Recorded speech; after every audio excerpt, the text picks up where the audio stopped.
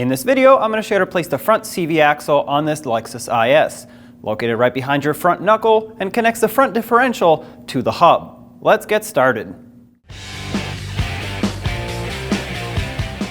With the vehicle safely raised and supported, use a 21mm socket and remove all 5 lug nuts and then pull the wheel off.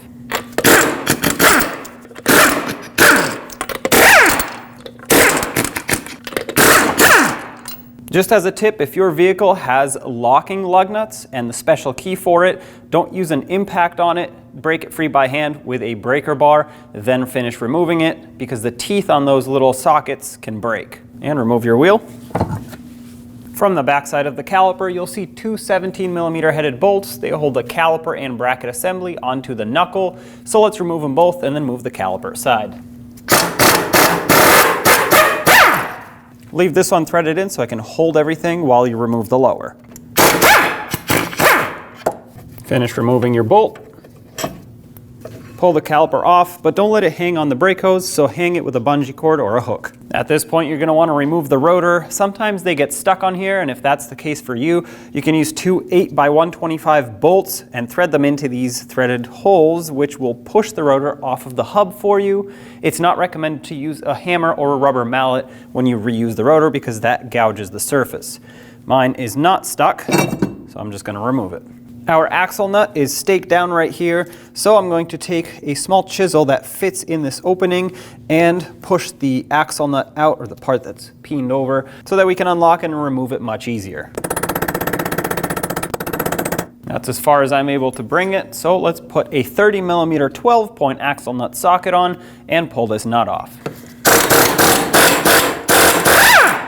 Now what you'll want to do is take a punch and a hammer and make sure the axle and the splines go through the hub and aren't stuck in there. This one goes in, so I'm not worried about it. If yours was, you'd have to hammer it until this breaks free, and of course some rust penetrant sprayed in there would also help out. I'm going to remove the tie rod stud from the knuckle so I can spin the knuckle around. So to do that, I'm going to remove this cotter pin. Sometimes it's helpful to have a pick or a pocket screwdriver to pry this out of its spot where it locks in and then pull it out. These cotter pins you can reuse, but if you have the kind that you have to bend over yourself, those you do not want to reuse, always replace them. Use a 17mm socket and remove this mounting nut. Because this is an aluminum knuckle, I don't want to damage it by hammering it, so I'm using a tie rod separator tool that's going to push the stud out of the knuckle. Pull this out, set it aside. I don't want to risk damaging the ABS wire when we pull the knuckle forward, so let's remove this 10mm headed bolt that releases the bracket that holds on the ABS wire. You might not have to do this, but I'm going to just be cautious and do it anyway. Set that aside, remove the bracket. We have to separate the upper ball joint. This cotter pin is the type that you have to unhook and pull out. These are reusable, unlike the ones that you bend over. So if you have one that you bend over, you're not going to want to reuse that one. You're going to want to source a new one. But as you can see, this has a little hook that I pried away with a pocket screwdriver, and the cotter pin comes right out. This is a 17mm mounting nut. Let's remove that.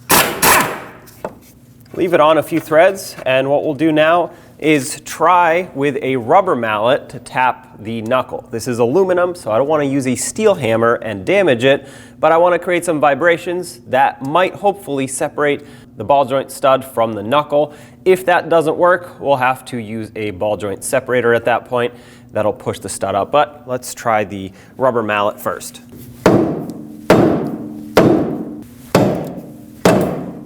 There we go, that worked. And at this point, we're gonna wanna pull down on the upper control arm. Naturally, it's gonna wanna swing up. Now, putting a pry bar in here to pry down might be tricky because it's gonna hit the top of the wheel arch.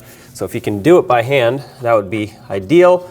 Hold this down, remove the mounting nut, and separate the two carefully. Now, pull the knuckle forward and the axle right out of the knuckle. There we go. That's out of our way. Let's finish removing the axle. Use a pry bar and find whatever angle you can find to get in there and pop the axle out of the front differential. If you don't have space for a pry bar, if you're on the ground on jack and jack stands, they make different tools that pop the axle out. But basically whatever you can get in there to pop it out with a sudden forceful movement is gonna get the axle out. Fluid will leak out when you remove this axle, so have a collection bucket ready underneath. All right, and now finish removing the axle. There it is. This is a great time to inspect and even replace the axle seal on the front diff if needed. Mine's in good condition, and for the purposes of this video, I'm just going to leave it.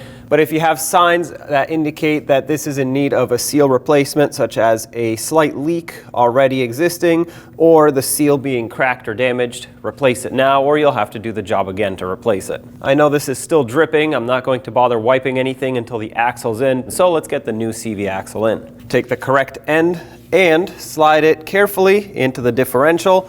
You're gonna have to turn it a little bit to line up the splines. Oh, that just locked in. Now you have two options. You can use a rubber mallet or a dead blow hammer on the end of the axle. I even have the axle nut on to protect the threads. Or you could use the weight of the axle and push it into the differential. I'm going to try to start by using the weight of the axle. If that doesn't work, I will use my dead blow hammer. There we go, that worked. Basically, all you need to do is overcome the resistance of the C-clip in there, which locks the axle in. That is fully seated. There is no gap between the end of the CV joint and that little ring there and the differential. It's up against the seal, so I'm good to go. I can now take a rag and potentially some brake parts cleaner and just wipe off anything that may have dripped at the bottom as fluid was leaking when we removed the axle.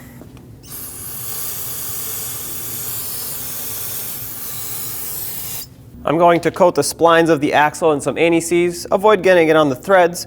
If a little bit gets on there, that's okay, but just focus on the splines. This will prevent it from seizing into the hub in the future. Just a thin coating will do the trick.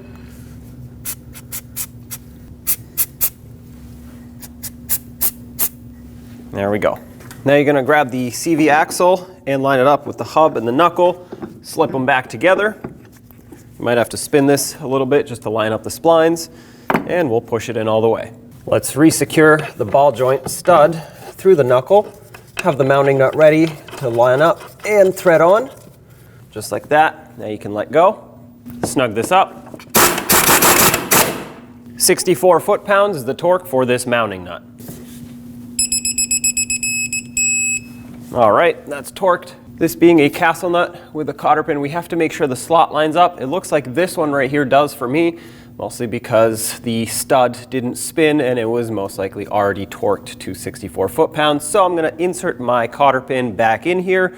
Once again, if you already had the kind that gets bent over by hand, replace them, never reuse those. But if you still have the factory cotter pin, slide it back in and press it until it locks into the castle nut on the side right here. Sometimes you might need to help it out with a pocket screwdriver. There we go. That's locked in. I'm going to put the axle nut on at this point, thread it on by hand, and then we'll bottom it out and snug it up. The torque is 217 foot-pounds. I'm going to use a power tool to snug it up, but I'm not going to blast it on there. I want to make sure that it's properly tightened. To hold the hub from spinning, I'm going to use a pry bar right between the lug studs so that as I tighten this, I can hold the hub. Once again, 217 foot-pounds. Here we go.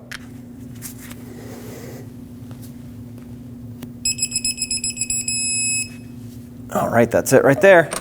The only way to lock in this axle nut is to stake it down right in this opening of the axle on the threads. So take a chisel and a hammer and hammer it down right in the middle.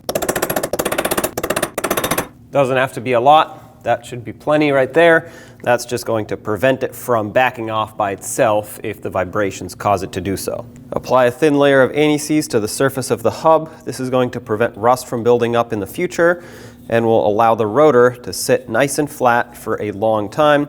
If it doesn't sit nice and flat, that's going to cause brake pulsations and therefore uneven wear on your brakes. Now you also want to make sure you don't put too much on, because if you put too much anti-seize, it's going to fling out after the rotor goes on, and it's squishing the anti-seize out, therefore getting all over the inside of the rotor, potentially your wheel and other components. You want to make sure you cover the inner hub bore right here where the rotor and the wheel sit. That's going to prevent both of them from accumulating corrosion. Reinstall the tie rod end stud into the knuckle, thread on the mounting nut. We'll bottom it out. Torque this to 48 foot-pounds. If you still have the original cotter pin that has a hook on it, reinstall that. If not, reinstall a new cotter pin.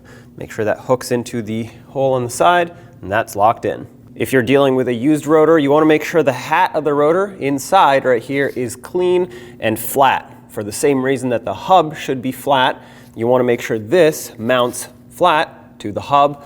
Otherwise, it's going to create vibrations, and sometimes it's even a good idea to clean the outside of it. Reinstall the rotor on the hub. In order for it to stay on, what I'm going to do is use an old axle nut and a lug nut. This will hold it on the hub without it wobbling around, so we can work a little bit easier. There. Reinstall the caliper and bracket assembly onto the knuckle. Have at least one bolt ready so you can line it up. That way, once one lines up, you can somewhat let go and line up the other. Snug them both up.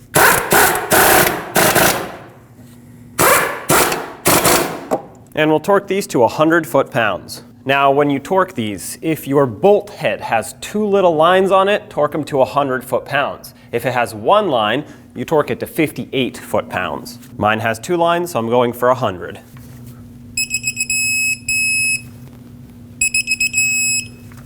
All right, these are torqued.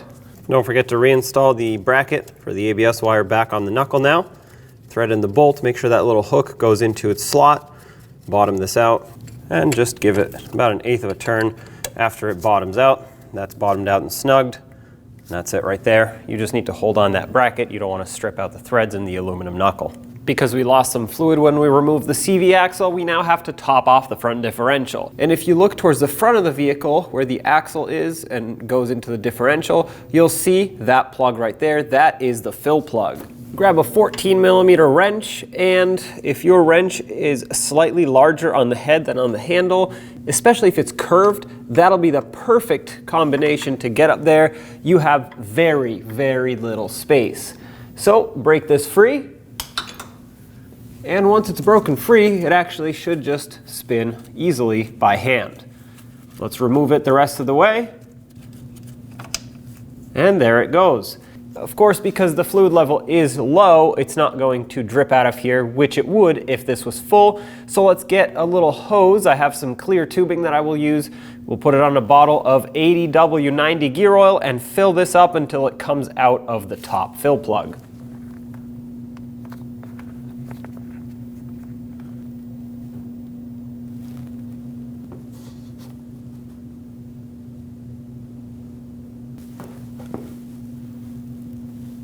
Oh, it's starting to drip. So that means that we are full. So I can remove my hose. And very carefully, I'm going to put the plug back on. All right, it caught on the thread, so I'm going to tighten it up, bottom it out by hand. I'm gonna wipe anything that's still dripping so I can get my wrench up here and we'll snug it up. Now we don't have a lot of space, so all I'm going to do to snug it up is once it's bottomed out like that, I'm just going to give it a little bit extra. And that's it. That plug has a gasket on it, and that's what's going to seal things up. Give it one last wipe down so it doesn't drip on the ground, and that is done. Let's get the wheel back on. Start on all 5 lug nuts. We'll bottom them out in a cross pattern, and also in a cross pattern, we'll torque all of them to 76 foot-pounds. If your vehicle has the locking lug nuts with the key, be very, very careful with these. I don't recommend using a power tool on them. I'm going to use one just to slowly bottom it out, but I'm not going to impact through this adapter because the teeth on the backside can very easily break.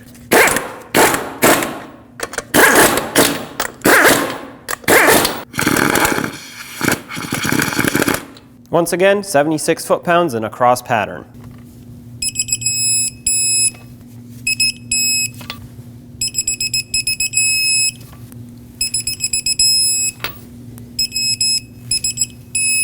Double check them all. Remove your tool if you had one of these here. There you have it. Take it for a road test and don't forget to get in alignment. When only the best will do, demand TRQ. The only company that lets you view before you do. TRQ is committed to offering the highest quality aftermarket auto parts that are engineered for peace of mind. Thanks for using and viewing with TRQ.